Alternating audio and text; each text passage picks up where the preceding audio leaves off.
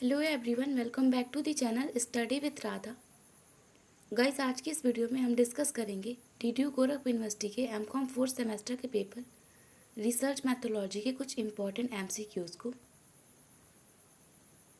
First question है हमारा, an image perception और concept that is capable of measurement is called. एक छवि, धारणा या अवधारणा जो मापने में सक्षम है वो कहलाती है, तो उसको हम कहते हैं वेरिएबल।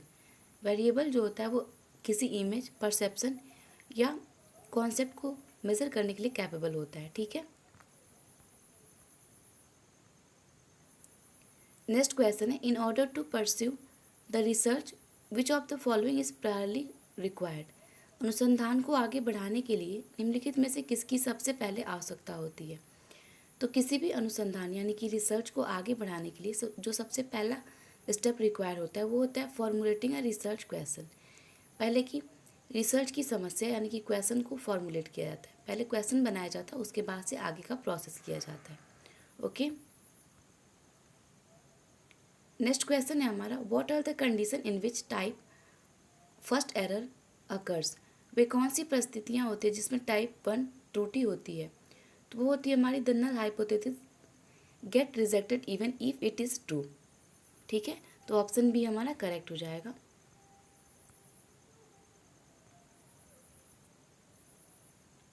नेक्स्ट क्वेश्चन है, हाउ टू जज the depth of any research.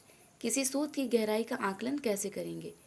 तो किसी भी शोध की गहराई का आकलन करने के लिए रिसर्च के ऑब्जेक्टिव का पता लगाते हैं। तो उसके ऑब्जेक्टिव के थ्रू हम उसकी गहराई का आकलन कर सकते हैं। तो यहाँ पे आंसर सी करेक्ट हो जाएगा, bye research objective. Next question है आपका, विच of the following is not the method of research. निम्नलिखित में से कौन सी शोध की विधि नहीं है। तो ऑब्जर्वेशन जो होता है वो शोध की विधि नहीं होती है। ठीक है, यानी कि अवलोकन जो होता है वो रिसर्च का मेथड नहीं होता है। तो ऑप्शन नंबर सी हमारा करेक्ट हो जाएगा।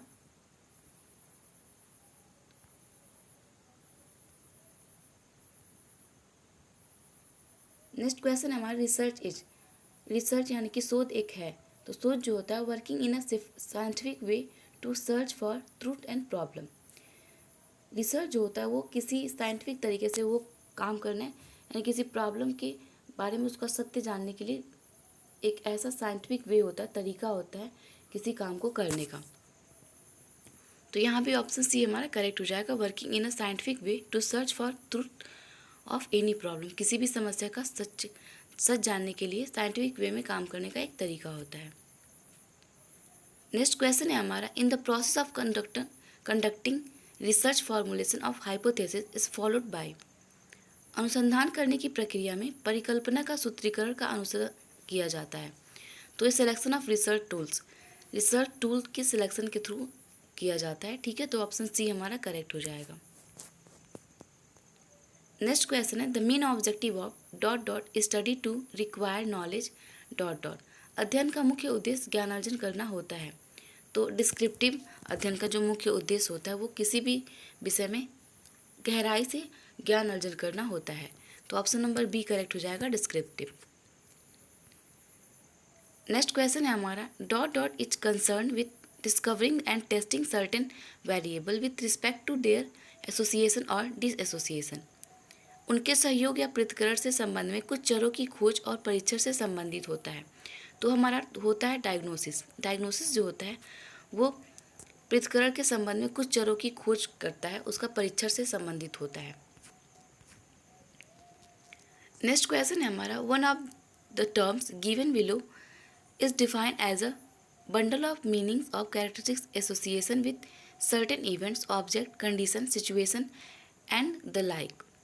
नीचे दी गई शर्तों में से एक को कुछ घटनाओं, वस्तुओं, स्थितियों और इस तरह से जुड़े अर्थों या विशेषताओं का बंडल के रूप में परिभाषित किया गया है।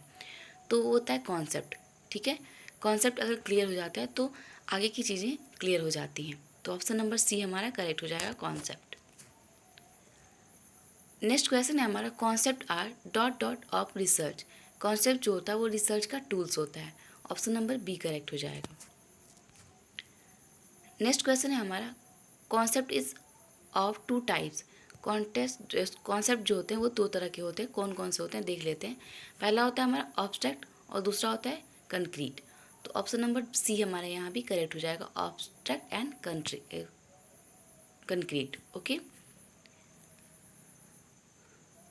नेक्स्ट क्वेश्चन है, statement of quantitative research question should. मात्रात्मक शोध प्रश्न का विवरण होना चाहिए। तो जो मात्रात्मक शोध प्रश्न होता है उसका विवरण extend statement and purpose by specifying exactly the questions research will be addressed. Second कह रहा है हमारा help the research in selecting appropriate participants, research method, measurement of materials, and C कह रहा है specify the variable of interest. तो यहाँ पे करेक्ट ऑप्शन हो जाएगा हमारा option number D, all of these. Next question कह रहा है हमारा why do you need to review the existing literature. आपको मौजूदा साहित्य की समीक्षा करने की आवश्यकता क्यों होती है। तो इसका करेक्ट आंसर हो जाएगा हमारा option number C, to find out what is already known about your area of interest. ये पता लगाना कि जिस एरिया में आप रिसर्च कर रहे हो उसके बारे में पहले से क्या क्या पता लगाया जा चुका है। नेक्स्ट क्वेश्चन है हमारा what do you mean by unit of analysis. विश्लेषण की इकाई से आप क्या समझते हैं। तो ये मेन पैरामीटर होता है, ठीक है, ऑप्शन नंबर ए करेक्ट हो जाएगा। विश्लेषण की इकाई जो होती है वो मेन पैरामीटर होता है। नेक्स्ट क्वेश्चन है हमारा which technique is generally followed when the population is finite. जनसंख्या परिमित होने पर आमतौर पर किस तकनीकी का पालन किया जाता है। तो अगर जनसंख्या जो फाइनाइट होती है तो उसमें सिस्टमेटिक सैम्पलिंग टेक्निक का प्रयोग किया जाता है। ऑप्शन नंबर ए करेक्ट हो जाएगा। नेक्स्ट क्वेश्चन है हमारा which one is called non probability sampling. किसे गैर संभाव्य नमूनाकरण कहा जाता है। तो कोटा सैम्पलिंग जो है उसको नॉन प्रोबेबिलिटी सैम्पलिंग कहा जाता है। नेक्स्ट क्वेश्चन है हमारा the dot dot scale measurement has a natural zero. Scale माप की प्राकृतिक शून्य होती है। तो रेशियो का होता है, रेशियो स्केल माप में प्राकृतिक जो होती है शून्य होती है। तो ऑप्शन नंबर हमारा ए करेक्ट हो जाएगा। नेक्स्ट क्वेश्चन है cluster sampling, stratified sampling and systematic sampling are type of. क्लस्टर नमूनीकरण, स्तरीकृत नमूनाकरण और व्यवस्थित नमूनाकरण प्रकार होते हैं। तो ये रैंडम सैम्पलिंग के प्रकार होते हैं, ठीक है, ऑप्शन नंबर सी करेक्ट हो जाएगा। नेक्स्ट क्वेश्चन है हमारा a complete list of all the sampling unit is called. सभी नमूना इकाइयों की एक पूरी सूची कहलाती है तो सैम्पलिंग फ्रेम कहलाती है, ठीक है, ऑप्शन नंबर बी हमारा करेक्ट हो जाएगा, सैम्पलिंग फ्रेम। नेक्स्ट क्वेश्चन है the split half method is use as a test of. अर्ध विच्छेद विधि का प्रयोग निम्न में से परीक्षण के रूप में किया जाता है। तो ये इंटरनल रिलायबिलिटी जानने के लिए किया जाता है। तो ऑप्शन नंबर हमारा बी करेक्ट हो जाएगा, इंटरनल रिलायबिलिटी। नेक्स्ट क्वेश्चन है what is sampling unit. Sampling unit क्या होती है। तो सैम्पलिंग यूनिट जो होती है वो the basis unit content the element of the population to be sampled. Option number हमारा बी करेक्ट हो जाएगा। ये एक बेसिक यूनिट होता है जो पॉपुलेशन के सैम्पल एलिमेंट को बताता है। नेक्स्ट क्वेश्चन है हमारा विच of the following is not a non random sampling method. निम्नलिखित में से कौन सा एक गैर यादृच्छिक परिचयन विधि नहीं है। तो क्लस्टर सैम्पलिंग जो होती है वो नॉन रैंडम सैम्पलिंग नहीं होती है, जबकि एक तरह की रैंडम सैम्पलिंग का ही मेथड है। नेक्स्ट क्वेश्चन है हमारा which one examine the entire population instead of sub group of the population this is called. Dot dot कौन सा जनसंख्या की एक उप समूह के बजाय पूरी जनसंख्या की जांच करता है उसे कहा जाता है। तो हमारा सेंसस होता है। सेंसस जो होता है वो पूरी जनसंख्या की जांच करता है। नेक्स्ट क्वेश्चन है हमारा a dot dot is a subset of dot dot. एक सैंपल जो होता है वो पॉपुलेशन का सबसेट होता है। तो ऑप्शन नंबर हमारा ए करेक्ट हो जाएगा, a sample is the subset of a population. Next question है random sampling is also called. Random sampling को कहा जाता है तो इसको प्रोबेबिलिटी सैम्पलिंग भी कहा जाता है।